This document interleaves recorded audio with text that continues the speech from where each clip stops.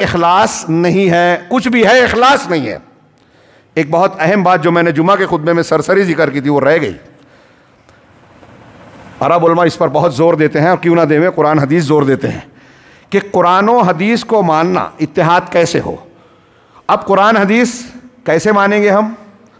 مولانا مودودی نے جیسے قرآن کی شرح کی وہ مانے، مولانا امین احسن اصلاحی صاحب نے کی وہ مانے، شیخ الیاس رحمہ اللہ نے اور شیخ زکریا رحمہ اللہ نے جس طرح تشریح کی اس کو مان لے میں، باقی کو رد کر دے میں۔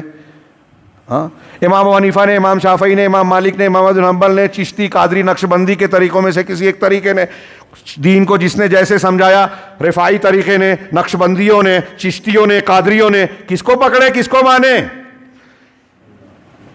کون سی تشریح؟ قرآن حدیث کو ماننے کے دعوے دار سب بھی ہیں، جو اللہ کے اسماء و صفات کا انکار کرتے ہیں وہ بھی قرآن حدیث کو ماننے کے دعوے دار ہیں، جو تقدیر کا انکار کرتے ہیں وہ بھی قرآن حدیث کو مانتے ہیں، جو تعزیہ پرستی کرتے ہیں وہ بھی اللہ اور رسول کو ماننے کے دعوے دار ہیں، محبت رسول کا ڈھنڈورا پیٹتے ہیں، جتنی بدعات کرتے ہیں، خرافات، مجلس میلاد منانے والے، عید میلاد منانے والے جو بدعت کر رہے ہیں، شب برات کو منانے والے، شب معراج کو منانے والے، تیجا، فاتحہ، تعزیہ، نہ جانے کیا کیا خرافات سب کرنے کے بعد کہتے ہیں کہ ہم قرآن حدیث مانتے ہیں۔ ہے نا عجوبہ؟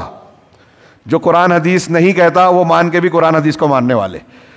قرآن حضرت نوح علیہ السلام کی قوم کے شرک کو ذکر کرتا ہے، کفار مکہ کے شرک کو ذکر کرتا ہے۔ کیوں پوچھتے تھے وہ اپنے بتوں کو؟ ود، سوا، یغوث، یعوق، نصر، بزرگان دین کے بت بنا کر قوم نوح نے پوجا۔ ان لوگوں نے لات و منات کو پوجا۔ کیوں پوچھتے تھے؟ اللہ مانتے تھے؟ نہیں، اللہ کے پاس وسیلہ مانتے تھے۔ آج ہمارے ہاں مسلمان کہلانے والی قوم نوح اور کفار مکہ والا عمل کر کے قرآن حدیث سے ثابت کرنے کی کوشش کرتی ہے نا عجوبہ کاری؟ تو میں عرض یہ کرنا چاہتا ہوں کہ قرآن و حدیث پر اتحاد اتفاق ہوگا، لیکن سب لوگ تو قرآن و حدیث کو ماننے کا دعویٰ کرتے ہیں، تو پھر قرآن و حدیث کو کیسے مانا جائے؟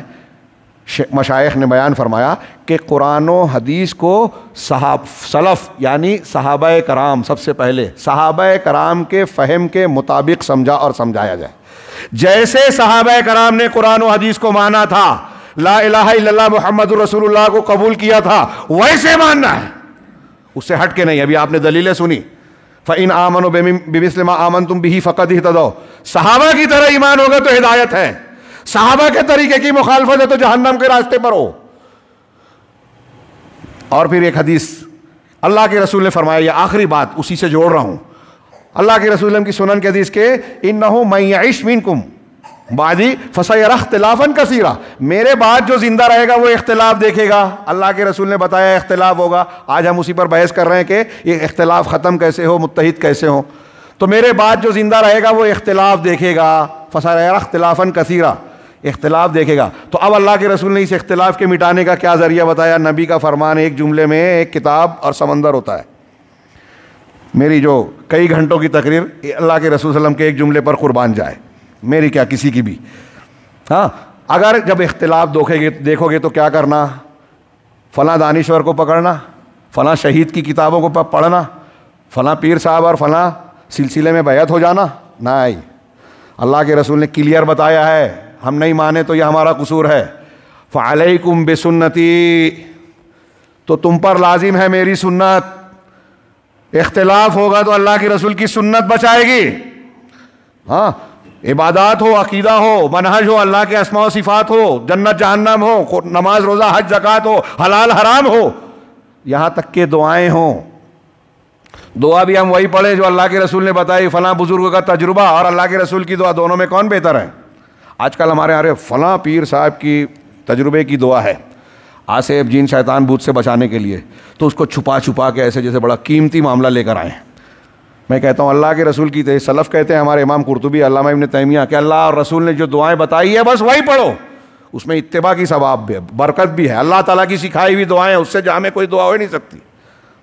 تو اللہ کے رسول نے فرمایا میری سنت کو لازم پکڑو، اختلاف کا حل یہ ہے سنت رسول، اور اس کے بعد وسنت الخلفاء الراشدین المہدیین من بعدی عضوا علیہا بالنواجذ، ہاں، کہ میرے بعد میرے ہدایت یافتہ خلفائے راشدین کی سنت، بہت اہم پوائنٹ، کہ اللہ کے رسول کی سنت قرآن اور حدیث دونوں مل کر ہے، اللہ کے رسول کی سیرت اور تعلیمات قرآن کی روشنی میں ہے، تو آپ نے اللہ کے رسول کی سنت کو پکڑا، اس کے ساتھ ساتھ خلفائے راشدین یعنی صحابہ کرام کی سنت کو بھی پکڑنا ہے۔